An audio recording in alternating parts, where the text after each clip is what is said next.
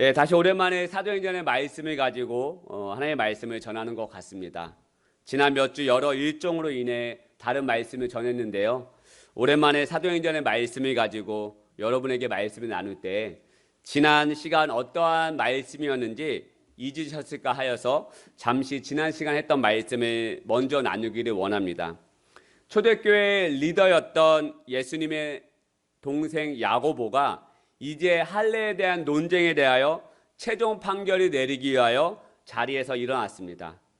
야고보의 최종 판결이 무엇이었습니까? 하나님의 구원은 율법적인 행위, 할례를 통해서 오는 것이 아니라 하나님의 전적인 사랑과 선물, 하나님의 은혜로만이 구원은 이루어지는 것이다라고 야고보는 말하고 있습니다. 그래서 야고보는 이에 대한 근거로 아모스 선지자가 했던 하나님의 말씀, 무슨 말씀입니까? 16절 17절 말씀. 이후에 내가 돌아와서 다윗의 무너진 장막을 다시 지으며 또 그 허물어진 것을 다시 지어 일으키리니 이는 그 남은 사람들과 내 이름으로 일컬음을 받는 모든 이방인들로 주를 찾게 하려 함이라 하셨으니, 하나님이 원하시는 것은 모든 사람들, 너희 유대인들 뿐만 아니라 너희가 징승 취급하고 더럽다고 생각하는 저 이방인들도 돌아와서 함께 예배할 수 있는 다윗의 장막을 다시 일으키고 세우시는 것이다. 그래서 여러분, 제가 지난 시간에 무슨 말씀을 드렸습니까? 다윗의 장막 안에 무엇이 없었다고 말씀드렸습니까? 바로 언약궤가 있는 지성소와 성소 사이를 가로막고 있었던 휘장이 없었다고 말씀을 드렸습니다. 하나님과 사람 사이를 가로막고 있던 휘장이 그 다윗의 장막 안에는 없었습니다. 하지만 다른 모세의 성막과 솔로몬의 성전에는 휘장이 있었죠. 출애굽기 40장 5절 말씀, 또 금양단을 증거기 앞에 두고 성막 문에 휘장을 달고. 그래서 여러분, 아무나 들어가 하나님의 임재를 경험하며 예배할 수가 없었습니다. 죄가 있는 인간 아무나 들어가 거기서 지성소에서 예배하면 죽임을 당하기 때문에 하나님께서 그 휘장으로 구별해 놓으신 것이죠. 그러나 다윗의 장막에는 사람과 하나님 사이를 가로막았던 이 휘장이 없었습니다. 누구나 하나님의 임재를 바라보며 경험하며 예배할 수가 있었습니다. 그래서 야고보는 아모스 선지자가 했던 하나님의 말씀, 하나님께서는 누구나 들어와 함께 예배할 수 있는 다윗의 장막을 세우기를 원하신다라는 말씀을 근거로 삼아서 예루살렘 회의에 모인 모든 사람들 앞에서 이야기하며 최종 판결을 내리고 있는 것이죠. 이렇게 최종 판결을 내린 다음 야고보는 유대인들에 향하여 할례가 아니면 구원받을 수 없다라고 생각하는 그 유대인들에 향하여서 어떻게 말하고 있는지 아십니까? 19절 말씀. 그러므로 내 의견에는 이방인 중에서 하나님께 돌아오는 자들을 괴롭게 하지 말고. 무슨 말씀입니까? 하나님께서 모든 사람들, 이방인들도 돌아와 함께 예배하는 것을 원하시니 이방인들 중에서 혹여나 하나님께 돌아오는 자들이 있다라고 하면 너희들 더 이상 그 돌아오는 자들을 괴롭히지 말라라고 말하는 거예요. 여러분, 제가 이 말씀을 읽고 묵상하며 나아가는데, 교회에 처음 나와 이제 첫 신앙생활을 시작하는 자들에게, 예수님을 처음 믿는 자들에게 최종 걸림돌이 바로 먼저 믿은 자들이 될 수 있겠구나라는 생각이 들었습니다. 아니, 처음 믿게 된 사람에게 뿐만 아니라 기존에 믿는 사람들의 신앙생활의 걸림돌이 바로 내가 될 수도 있겠구나라는 생각이 들었습니다. 여러분, 인도 저는 한번 가본 적이 있지만 인도의 모든 집회에는 한 사람만 새겨져 있다고 합니다. 그게 바로 우리가 잘 아는 간디. 그 인도의 모든 집회에는 간디 한 사람만 새겨져 있다고 합니다. 우리나라에는 심사인당 새겨져 있고 세종대왕도 새겨져 있지 않습니까? 그런데 인도의 모든 집회에는 간디 한 사람만 새겨져 있습니다. 그가 얼마나 인도에 큰 영향력을 끼친 사람인지 알 수 있는 증거입니다. 간디가 아마 예수님을 믿고 기독교로 개정하였다면 인도의 종교와 인도라는 나라가 어떻게 변했을지 모른다고 말하기도 합니다. 간디는 예수님을 믿고 기독교로 개종할 뻔했습니다. 간디는 실제로요, 성경에 나타난 예수님의 모습과 삶, 예수님의 말씀에 매료되었다고 합니다. 특히 마태복음에 나타난 산상수훈을 통해서 큰 가르침과 깨우침을 얻었다고 합니다. 그래서 간디는 가는 곳마다 이 산상수훈의 말씀을 가지고 인도 사람들에게, 수많은 사람들에게 연설을 했다고 합니다. 이렇게 예수님의 모습과 예수님의 말씀에 매료된 간디가 왜 기독교를 개종하지 않은 줄 아십니까? 바로 서양에서 건너온 선교사님들과 예수님을 믿는다고 하는 사람들의 모습과 삶 때문이었습니다. 간디가 영국 유학생활과 남아프리카 시절 그는 많은 기독교인들과 접촉하고 교제했습니다. 그런데 간디의 자서전에 이렇게 기록되어 있습니다. 그 시절 그리스도교 선교사들은 고등학교 근처 모퉁이에 서서 열변을 토하며 힌두인과 힌두교의 신들에 대해서 욕을 퍼부었다. 나는 이것을 참을 수 없었다. 여러분, 그래서 간디가 인도에 간 스탠리 존스 선교사에게 이렇게 조언했다고 합니다. 당신네 기독교인들과 선교사들을 포함한 모든 서양인들은 오늘부터 예수 그리스도처럼 살아가도록 하십시오. 당신들은 반드시 당신네 종교와 그 가르침대로 살아야 합니다. 품위를 떨어뜨리는 행동을 하지 말고 세상과 타협을 하지 말고 그 말씀대로 살아가십시오. 오히려 그 간디가 선교사님에게 이렇게 조언했다고 합니다. 제가 지금 무슨 말씀을 드리고 있는 것입니까? 하나님께 돌아오는 자들을 반응하고 괴롭히는 자들은 저 세상 사람들이 아니라 바로 먼저 믿은 저와 여러분이 될 수도 있다라는 것이에요. 간디가 예수님께 돌아오지 못한 이유는 다른 여러 가지가 이유가 있겠죠. 그 대표적으로 먼저 믿은 선교사님들과 그 신앙인들이었기 때문이었다는 것입니다. 저희 형님도 제가 알기로는 중학교 때까지 교회에 나간 거로 알고 있습니다. 중학교 때 저희 형님이 동네 이제 그 친구들과 형들의 꾀임으로 인해서 이제 중학교 때부터 탈선의 길로 빠지기 시작했습니다. 그래서 저희 어머니가 학교 찾아다니면서 그 형님의 잘못된 부분에 대해서 사과하고 일 처리하시는 모습을 제가 그 어린 나이에 많이 보았습니다. 그리고 저희 누나가 밤마다 저희 형님을 위해서 저희 형님을 위해서 밤마다 울면서 기도하는 모습을 제가 그 어린 나이에 많이 보아왔습니다. 그런데 결정적으로 저희 형님이 교회에 발을 끄는 이유가 제가 알기로는 여러 가지 이유겠 탈선의 길로 빠졌기 때문에 여러 가지 유혹과 시험에 빠졌기 때문이었겠지만 그 중심에 있었던 인물이 바로 저희 모교였던 한 장로님 때문이었습니다. 그 장로님께서 저희 형님에게 크게 상처 주고 그 탈선의 길로 빠졌을 때 아마 심한 말을 했던 것 같습니다. 그 당시 저는 잘 몰랐지만 나중에 형님이 그 장로님에 대해서 저에게 수없이 욕하고 비방하는 것을 제가 많이 들은 적이 있습니다. 저희 형님이 교회를 그만 다닌 것은 비단 이 장로님 문제뿐만 아니겠죠. 여러 가지 문제가 많죠. 복합적으로 있기 때문에. 하지만 이 장로님께서 조금만 그때 사랑으로 저희 형님을 안아주고 용납해 주었다면 어땠을까? 그 당시에는 돌아오지 못했겠지만 나중에 커서라도 정말 그 장로님의 그 사랑과 용납함을 알고 그게 정말 예수님의 모습이었구나 라고 깨달았다면 정말 다시 돌아오는데 조금이라도 1%의 문이 더 열리지 않았을까라는 생각을 저는 해보게 되는 거예요. 오늘 본문의 말씀에 보면 야고보는 먼저 믿은 기독교인 유대인들을 향하여 하나님께 돌아오는 자들을 더 이상 괴롭히지 말라고 말씀하고 있어요. 여기서 괴롭히다라고 헬라어 원문에 보면 현재형 부정사로 쓰여져 있습니다. 헬라어 문법상 현재의 부정사는 지속적, 반복적, 습관적 동작을 나타내고 있다고 합니다. 그러므로 야고보의 판결은 그릇된 유대주의, 율법주의에 빠져있는 유대인들 그리스도인들에게 더 이상 이방인 그리스도인들을 향하여 지속적, 반복적, 습관적으로 그들을 괴롭히지 말라라고 말씀하고 있어요.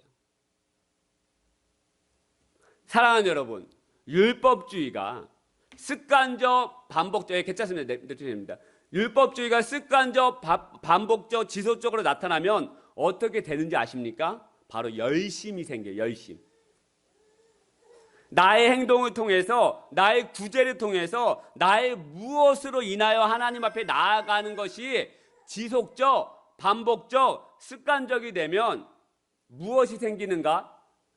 이게 나쁜 것만 아닙니다. 열심히 생겨요. 우리 신앙에 열심히 생겨야 합니다. 열심히 있어야 우리가 봉사도 하고 하나님 앞에 나아갈 수가 있어요. 그런데 이 열심이 나에게만 해당되어서 이 열심으로 인해 하나님과의 관계만 더 깊어지면 좋은데, 때로는 나의 이 신앙의 열심으로 인해서 다른 사람의 신앙을 무너뜨릴 때가 있다는 거예요. 마태복음 9장 14절 말씀 제가 읽겠습니다. 잘 들어주시기 바랍니다. 화면에 안 나오니까. 그때 요한의 제자들이 예수께 나와 이르되 우리와 바리새인은 금식하는데 어찌하여 당신의 제자들은 금식하지 아니하나이까? 어떤 상황인지 아시겠습니까?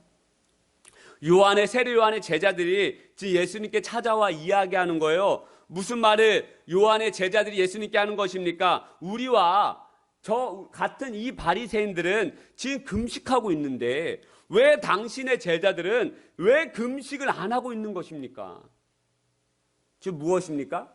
나의 신앙의 열심 때문에 다른 사람의 신앙을 무너뜨리려 간다는 거예요. 신앙은 나와 하나님과의 1:1 관계예요, 여러분. 부모님이 신앙생활 잘한다고 내가 천국 갈 수 있는 거 아닙니다. 내가 신앙생활 잘한다고 내 아내 남편이 천국 갈 수 있는 거 아닙니다. 신앙은, 믿음은 나와 하나님과의 1:1의 관계예요. 나의 믿음의 분량이 있고 다른 사람의 믿음의 분량이 있는 거 아니겠습니까? 어린아이의 믿음이 있고 장성한 분량의 믿음이 있는 거 아니겠습니까? 그런데 내 믿음의 분량에, 내 신앙의 기준에 안 맞는다고 다른 사람을 정죄하고 지금 이 세례 요한의 제자들이 판단하고 있다는 거예요. 우리는 금식하는데 이 안식일 날 왜 당신의 제자들은 왜 금식하고 있지 않습니까? 여러분, 저와 여러분은 어떠합니까? 때로는 이 나의 신앙의 열심으로 인해서 다른 사람의 신앙을 무시하고 판단하고 정죄하고 있지는 않습니까? 여러분, 이것을 아셔야 합니다. 때로는 나의 신앙의 열심이 다른 사람의 신앙과 믿음을 해칠 수 있다. 예전에 이찬수 목사님 설교를 듣는데 한 예화를 말씀하시더라고요. 교회를 개척했는데 별별 사람이 다 있더라는 겁니다. 어떤 권사님은 새벽 기도에 열심히 했답니다. 눈이 오나 비가 오나 어떠한 날이든 새벽 기도를 꼭 하시는 새벽 기도 사수파셨다고 합니다. 그런데 이 권사님은 새벽 기도 나와 있는 것 때문에 맨날 화가 나 있으시더라는 거예요. 박 권사 또 안 나왔어. 이 집사 또 안 나왔어. 경보원장님 어디 갔어? 주일 예배 나오는 것 때문에 화가 나 있어요. 그래서 그 권사님은 새벽 기도 나오시면 하나님부터 찾는 게 아니라 사람부터 찾더랍니다. 또 누가 안 나왔다고. 그래서 새벽 기도 때문에 맨날 이 권사님은 화가 나 있는 거예요. 이 권사님께서 이찬수 목사님께 맨날 오늘은 누가 안 나왔다고, 이 집사 안 나왔다고, 저 권사님 안 나왔다고 이야기하시는데, 어느 날 이찬수 목사님께서 이제 개척 초기니까 이제 그분이 40대 초반에 개척하셨어요. 어린 나이니까 권사님에게 아주 애교스럽게 이야기하셨다고 합니다. 권사님도 새벽기도 안 나오시면 좋겠는데, 권사님도 새벽기도 안 나오시면 좋겠는데, 무슨 말인지 아시죠? 그렇게 화낼 거면 나오지 마세요. 왜 자신의 신앙도 무너뜨리고 다른 사람의 신앙도 무너뜨리려고 합니까? 나의 열심이 때로는 누군가에게 상처를 주고요, 누군가의 신앙을 방해하고요, 누군가의 신앙을 정죄하고 판단하고 있다는 것이에요. 세례 요한의 제자들의 열심으로 인해 예수님의 제자들까지 판단하고 정죄하고 있더랍니다. 요한의 제자들뿐만입니까? 지금 할례가 아니면 구원받지 못한다라고 하는 이 율법의 열심 때문에 이방인들이 판단하고, 그들을 할례받지 못한 백성이기에 더러운 사람들이라 생각하고, 그래서 그들은 하나님 앞에 예배하면 안 된다고 생각하여서 그들을 끊임없이 지속적, 반복적, 습관적으로 유대인들은 이방인들을 하나님께 돌아오게 하는 자들을 향하여 끊임없이 괴롭히고 있다는 거예요. 그래서 야고보가 너희들 더 이상 그들을 괴롭히지 말라라고 이야기하는 거예요. 이러한 모습과 마음과 생각이 때로는 우리의 신앙의 모습이 때가 있지 않냐는 것이에요. 저는 저희 상가 이제 우리 올라오시면 아시겠지만 2층에 돌아오면 살아나리라 라는 표를 볼 때마다 항상 경각심을 가집니다.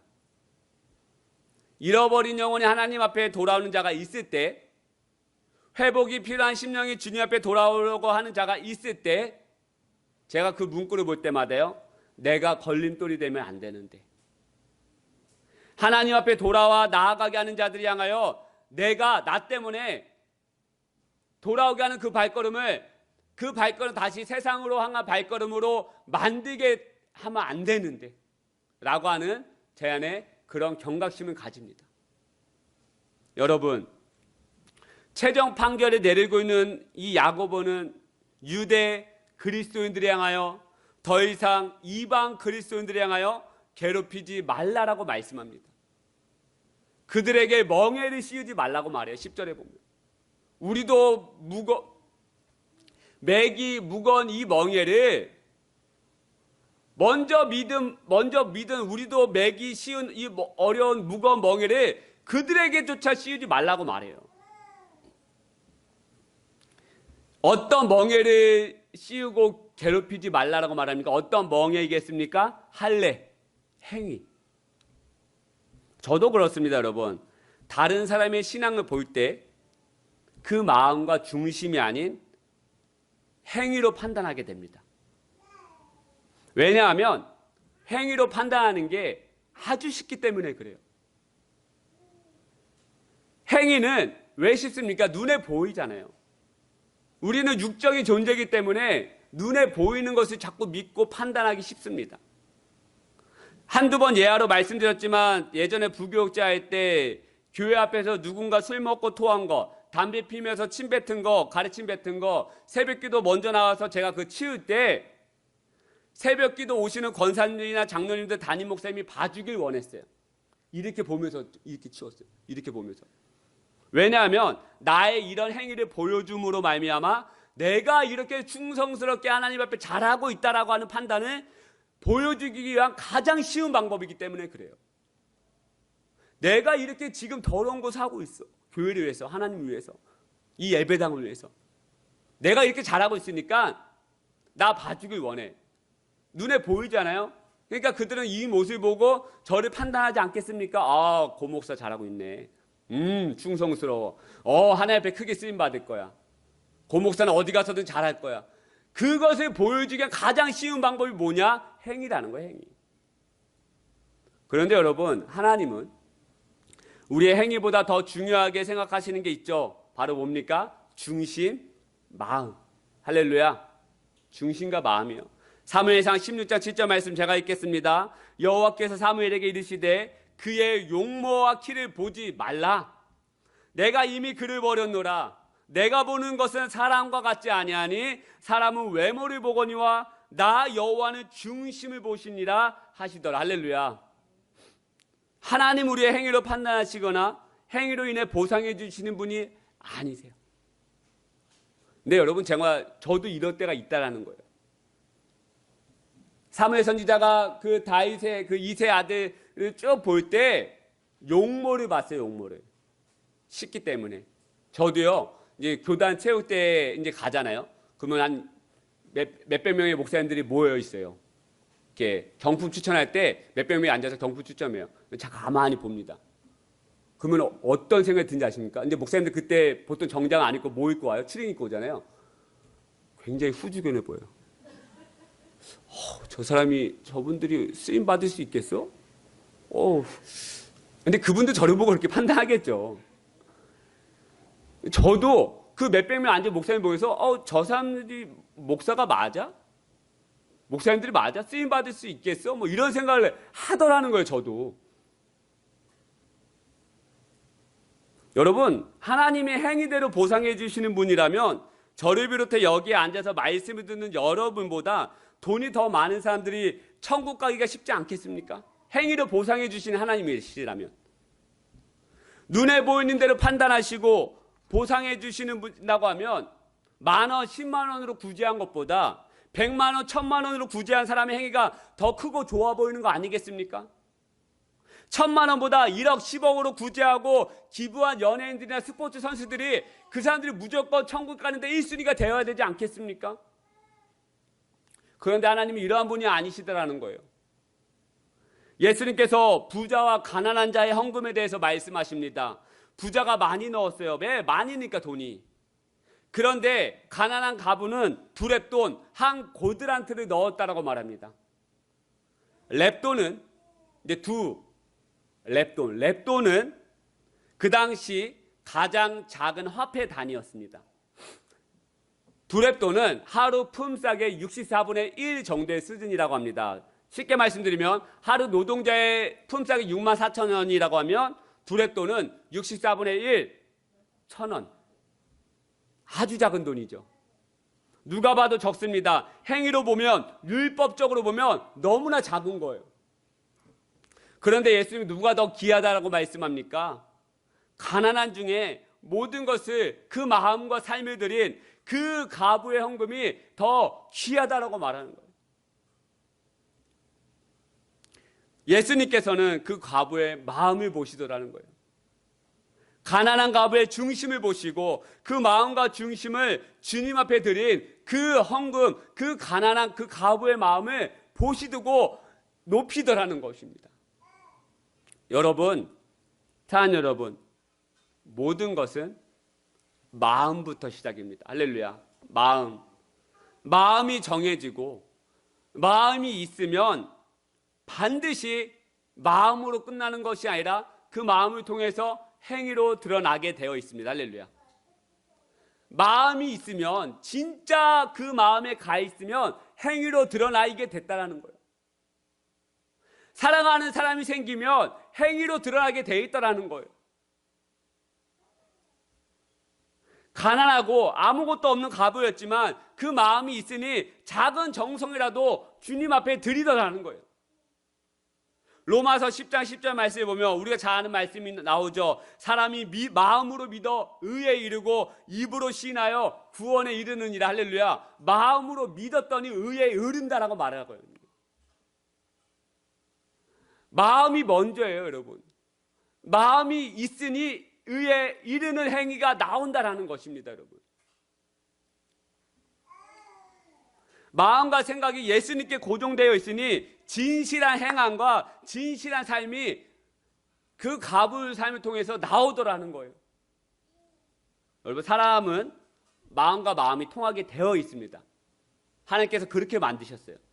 우리는 영적인 존재이기 때문에 영과 영이, 마음과 마음이 반드시 통하게 되어 있습니다. 저 사람이 나에게 진심인지 아닌지 행위를 보지 않더라도 마음으로 먼저 느껴집니다. 그래서 우리가 자주 하는 말 중에 무슨 말이 있습니까? 영혼 없는 말 하지 마라. 그렇죠? 네 말에 지금 소울이 없다. 뭐 이런 얘기 자주 하지 않습니까? 상대방이 나에 대한 칭찬을 해주는 그 칭찬이 정말 진심인지 아닌지 내 마음이 알더라는 거예요. 지연자매가 일명 칭찬보신데 그 칭찬을 수없이 했을 때 그 마음이 항상 느껴지는 거지만 진심이다라는 마음이 느껴지는 거예요. 목소리의 텐션이 높아가지고 이 칭찬이 진짜다 이것이 아니라요. 그 마음이 느껴지더라는 거예요. 내가 정말 하나님의 사람인지 아닌지 내가 행위를 통하여 뭔가 말하지 않아도 내 입으로 말하지 않아도 세상 사람들은 압니다. 내가 정말 진짜 그리스도인인지 아닌지 무엇을 하지 않아도 마음과 영이 통하기 때문에 세상 사람들은 알더라는 거예요. 사도행전 2장에 보면 초대교회는 온 백성에게 칭송을 받았습니다. 자기들끼리나 북치고 장구치기 한 교회가 아니에요. 2장 마지막 절에 보면 온 백성에게 칭송을 받았다라고 말합니다. 왜 칭송을 받았습니까? 초대교회 성도들 먼저 마음이 하나님 앞에 올바랐기 때문이에요. 마음이 주님 앞에 중심이 잡혀있기 때문에 그들의 삶에 그래서 마음이 정해져 있으니까 행위가 막 드러나기 시작하는 거예요. 서로 구제하고 용납하고 품어주고 흘려보내는 삶을 살기 시작하고 그러다 보니 어떻게 됩니까? 그것을 알더라는 거예요. 세상 사람들이. 그 마음이 느껴지는 거예요. 그 영이 느껴지는 거예요. 그러다 보니까 온 백성의 칭송을 받는 교회가 되더라는 것입니다. 할렐루야. 칭찬받고 그 모습을 통해 교회가 날마다 더하여지는 교회, 이런 교회 되기를 축복하여 드립니다. 할렐루야. 어떤 자매가 있었습니다. 동생의 전도로 언니가 교회를 나가게 되었습니다. 그날 이제 언니가 전도받아서 교회 나간 지 몇 주 만에 그날 설교 안에 목사님께서 성령님의 인도하심에 대한 설교를 하셨다고 합니다. 언니는 초신자이기 때문에 성령님의 인도하심이 무엇일까 하는 궁금증이 생겨서 자신을 전도한 동생에게, 왜냐하면 동생이 더 오래 다녔으니까 물었다고 합니다. 오늘 설교에 목사님께서 성령님의 인도하심에 대해서 나누었는데 그게 뭐냐라고 물었다고 합니다. 이 동생이 어떻게 대답해 줘야 하나 기도하던 중에 얼마 전에 언니에게 자신이 했던 일을 성령님께서 생각나게 해주시더라는 거예요. 이 자매가 같이 잠을 자는데 언니가 새벽에 배가 많이 아프더라는 거예요. 언니가 일어나 배가 아파하는 모습을 잠결에 이 동생이 봤는데 순간 너무 피곤하고 졸려서 그냥 모른 체하고 자고 싶었다고 합니다. 이것은 여러분 남편들이 애기 울음소리 들어도 못 들은 척 하는 거랑 자는 거랑 비슷한 맥락이지 않을까 싶은데 여하튼 자기는 이제 육체는 자고 싶은 거죠. 그럴 때 순간 예수님이라며 이때 어떻게 하셨을까에 대한 생각이 떠올랐다고 합니다. 예수님이라면 이 아픈 사람을 그냥 외면하진 않으셨을 것이다. 내가 아는 예수님은. 예수님이라면 아픈 자들을 외면하지 않고 반드시 손을 얹고 기도해 주었을 것이다 라는 생각이 떠오르다는 거예요. 이 동생은 예수님을 향한 진실된 마음이 있었던 것이죠. 그리고 언니를 진심으로 사랑하는 마음이 있었습니다. 그래서 동생이 모른 체 하지 않고 언니의 배를 쓰다듬으며 기도해 주었다고 합니다. 그리고 언니에게 이러한 일이 있었다고, 이것이 바로 성령님께 인도함 받는 삶이라고, 내 생각과 마음은 육신의 욕심을 따라 더 자고 싶었지만 성령님의 인도함 받는 삶은 나의 마음과 생각으로 신앙생활하는 것이 아니라 마음과 생각을 주님께 고정하고 나아가는 것임을 동생이 언니에게 알려주었다고 합니다. 사랑하는 여러분, 오늘 이 아침에 깨닫게 되시기를 축복하여 드립니다. 혹여나 나의 열심과 나의 잘못된 정죄와 판단으로 인해서 누군가의 신앙과 믿음을 방해하고 괴롭히고 있다면 깨닫고 주님 앞에 내어드리기를 축복하여 드립니다. 판단의 몫은 사람이 하는 것이 아닙니다. 판단과 심판은 하나님이 하십니다. 할렐루야. 우리가 얼마나 많이 판단합니까? 그래서 우리의 마음에 얼마나 많이 수없이 정죄합니까? 저희 어머님이 늘 하시는 말씀이 있습니다. 주의 종은 하나님이 판단하시지 사람이 하는 것이 아니다. 참 이 말을 제가 늘 주의 깊게 듣습니다. 마찬가지라고 생각합니다. 누군가의 신앙을 행위로만 판단하여서 정죄하고 비판하고 있다면 그것은 우리가 할 몫이 아니라는 것이에요. 그 사람이 얼마나 봉사했든 그 사람이 얼마나 헌신적이든 하나님이 판단하시고 생각하시는 부분이시지 내가 할 것이 아니라는 거예요. 할렐루야. 하나님은 상 주시는 분이시기 때문에 판단과 그 사람의 보시고 상 주시는 하나님이시기 때문에 하나님은 하실 수 있으세요.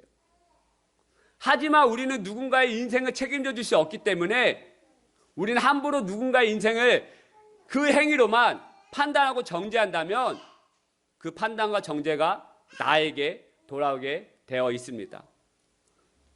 우리가 해야 할 것은 날마다 마음을 새롭게 하고 아까 말씀드린 예화처럼 항상 예수님이라면 어떻게 하셨을까 하는 그 마음과 생각으로 여러분 작은 것부터 실천하여서 할렐루야, 마음이 주님 앞에 고정되어 있으면 이 동생처럼 작은 것부터 실천하게 되는 것이죠.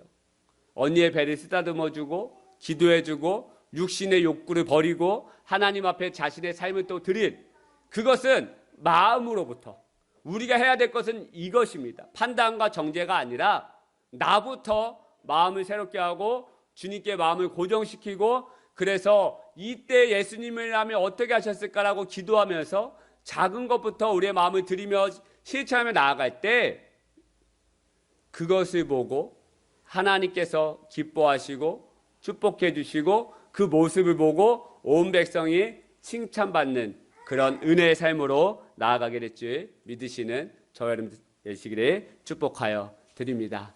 아멘. 우리 말씀을 생각하면서 한번 우리 같이 한번 기도하십시다. 우리의 신앙생활은 어떻습니까? 저도 이렇게 목회자로 있다 보니까 수없이 판단하고 정죄하고 그렇게 나아갈 때가 많은 거 사실입니다. 눈에 보이는 대로만 판단하고 눈에 보이는 대로만 그렇게 기준을 정해버린 저의 기준도 많이 있습니다. 근데 저는 이 말씀을 통해서 다시 한번 주님 앞에 또 깨닫고 내려놓는 것이죠. 판단은 하나님이 하시고 하나님은 그 중심을 보시고, 중심이 그 마음이 있으면 반드시 진실된 행함과 행위가 반드시 나온다. 그것을 다시 한번 제가 이번 주에 깨달으면서 이 말씀을 준비했습니다. 여러분, 하나님이 성령님께서 오늘 이 아침에 여러분의 마음에 빛을 비춰주시기 원합니다. 직장에서, 가정에서, 혹여나 나의 삶의 영역에서 누군가를 판단하고, 하나님은 그렇게 안 보실 수 있는데 내 기준에 맞지 않는다고, 내 신앙의 믿음의 분량에 맞지 않는다고 누군가를 판단하고 정죄하고 있지는 않으십니까? 예수님께서 그것이 너무나도 죄악이다라고 말씀하세요. 야고보가 더 이상 그들을 하나님께 돌아오는 자들이 있는데 너희들 더 이상 괴롭히지 말라라고 말씀하고 있는 거예요. 그들의 습관적 반복적 지속적으로 괴롭히고 막지 말라라고 말씀하는 거예요. 혹여나 내 삶에서, 내 직장에서 그렇게 누군가를 괴롭히고 마음속으로 미워하고 판단하였다면 이 시간 주님, 저의 죄를 용서해 주옵소서. 저의 교만하고 저의 완악한 마음을 용서해 주옵소서. 판단은 하나님이 하시는 것인데 내가 판단하고 내가 기준을 정해버리고 내가 정죄하였습니다. 하나님, 나의 이런 완악함과 교만함을 주여 이 아침에 용서하여 주시고 주여 회개하오니 하나님 은혜를 부어달라고 우리 시간 하나님의 마음을 드리며 우리의 마음을 깨트리며 우리의 마음을 찢으며 주님 앞에 깨닫기를 원하는 마음으로 같이 한번 기도하며 나아가겠습니다. 기도하십시다. 오 하나님 아버지, 오늘 이 아침에 우리에게 말씀하여 주시고 깨닫게 하여 주옵소서. 내 가정에서, 내 직장에서, 내 삶의 터전에서 내 아내와 내 남편을 판단하고 정죄하였습니다. 내 직장 상사를 판단하고 정죄하였습니다. 나의 자녀를 판단하고 정죄하였습니다. 내가 감히 하지 말아야 할 것을 내가 판단하며 정죄하여서 내가 율법적으로 나갔던 나의 삶에 주여 있습니다. 주여 저의 완악함을 용서해 주시고 저의 교만함을 용서해 주시고 저의 잘못 때문에 하는 이 시간 주의 십자가의 보혈로 주여 그 피로 우리의 죄를 씻어 주시옵소서.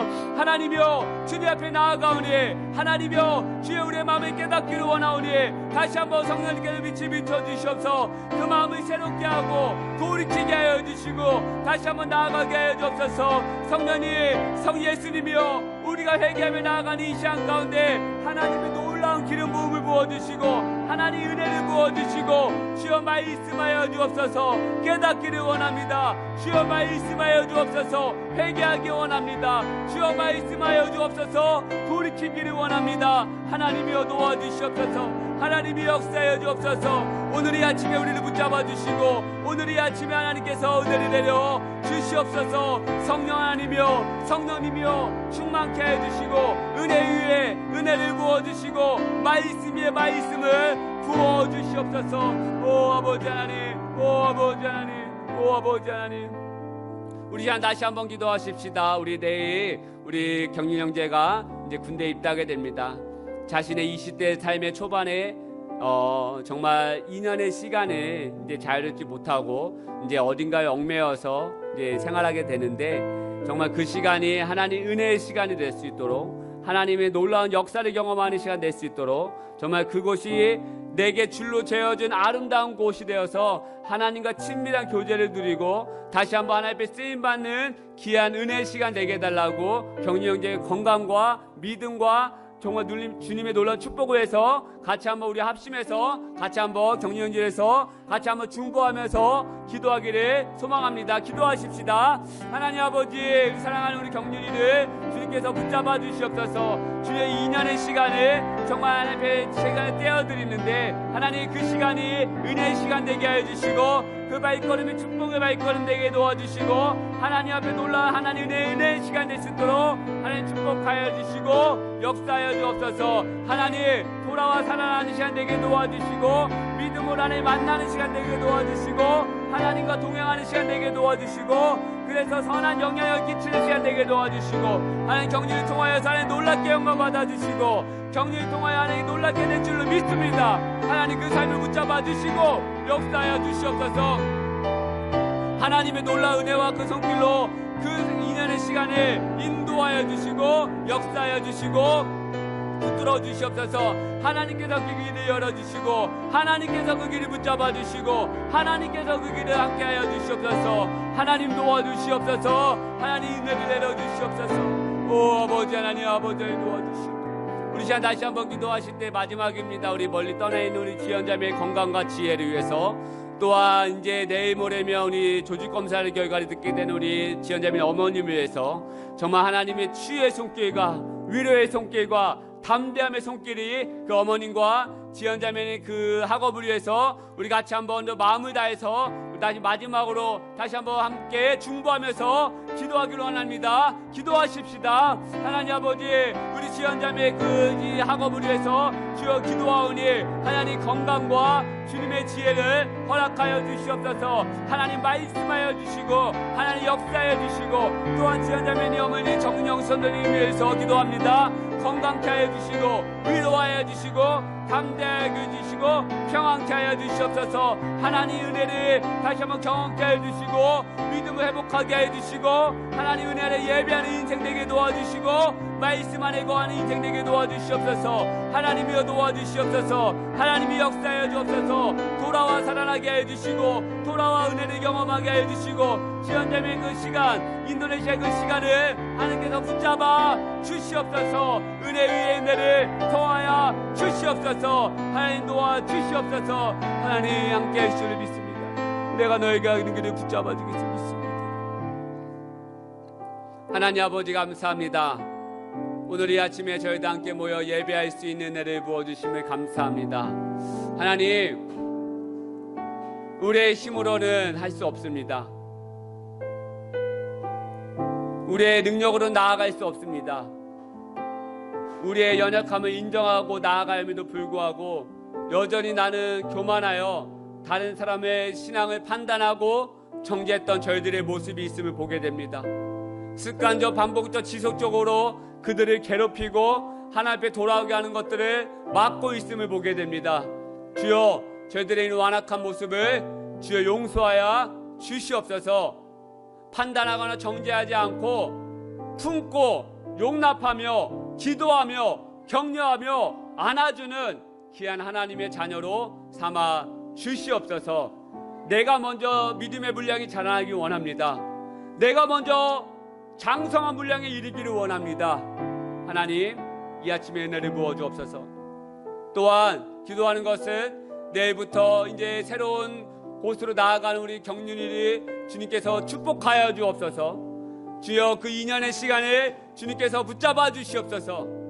하나님과 동행하는 시간, 하나님을 경험하는 시간, 하나님의 은혜가 넘치는 시간 되게 하여 주옵소서.